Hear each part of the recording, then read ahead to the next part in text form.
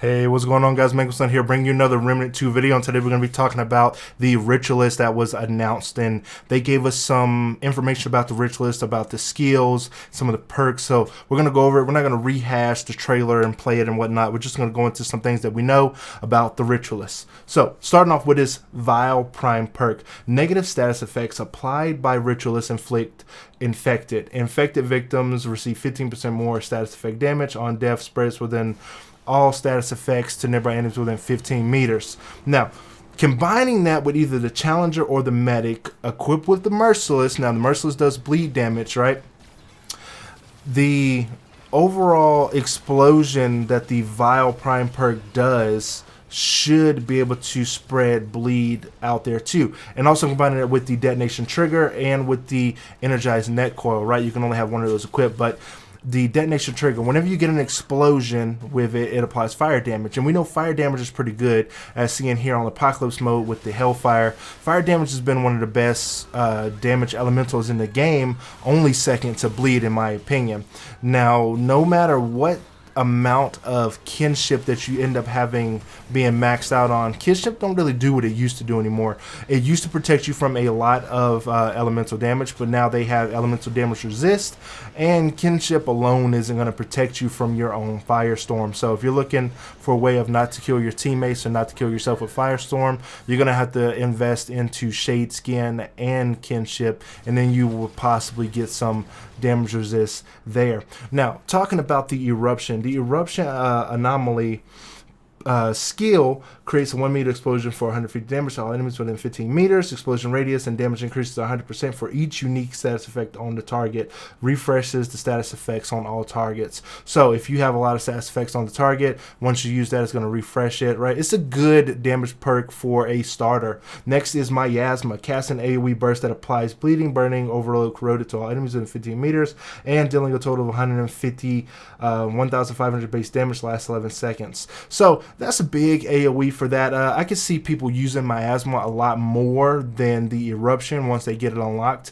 But for the risky players, Death Wish is probably going to be the thing that you want to try to build into. Negates all healing to self-drain 300% health over 20 seconds, increase all damage by 35%, and grants 10% base life steal. Now, base life steal 10% is not really a lot. You're going to end up killing yourself, but as I can see on the screen, really important there is you're going to probably want to work great health into that type of build and building back great health. So going over some of the perks that are provided to us from the team.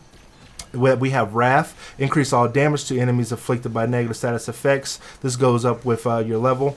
Then we have Terrify, terrified enemies, deal 5% less damage. Then we have Dark Blood, reduces damage received from negative status effects by 25%. And the Relic perk on use cleanses all negative status effects. So when we talk about Dark Blood, reduces damage received from negative status effects by 25%. This is going to be really good because we're going to want to combine this with an amulet in the game called the Cleansing Stone. Now, the Cleansing Stone and using the Void Heart is going to be really good in combination together, theoretically, in my opinion, before trying it out. And then, as you can see with the Prime Perk Affliction, we just get increased damage to status effects. It kind of just stacks that on more and more damage, so you don't got to worry about that. Reduces the duration of elemental status effects against wear by 50%, and Relic use cleanses elemental status effects and grants 24% awareness, max health to all allies within 20 meters when cleansed. That is the Cleansing Stone Ring. Now, the Cleansing Stone Ring stops the duration. It doesn't give you more resistance to that. So you're going to want things that build up to having blight resistance and having elemental status resistance. So there are a few rings in the game that do grant you some elemental status resistance, and when you come off of elemental status resistance, that you get more DR from using those rings. So those rings are... We're going to start with the Alchemy Stone. Increase base lifesteal by 6% while suffering from a negative status effect or a blight effect. Then we have the Blood Tinge Ring. Gain 2 health regeneration per second when within 25 meters of a bleeding enemy. Just got updated. That goes good with the Merciless. Then we have the Suppression Ward. Prevent suppressing blight.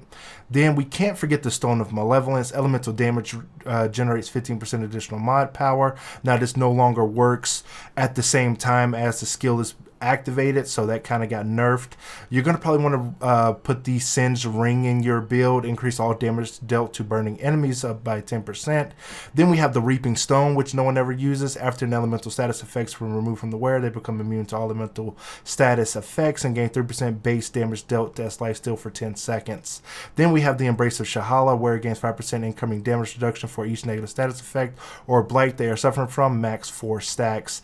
The Booster Ring increase all status effects by 25. Then we have the Tempest Conduit. After receiving elemental damage, increases all damage dealt by 10% and resistance to the received element by 20 for 20 seconds.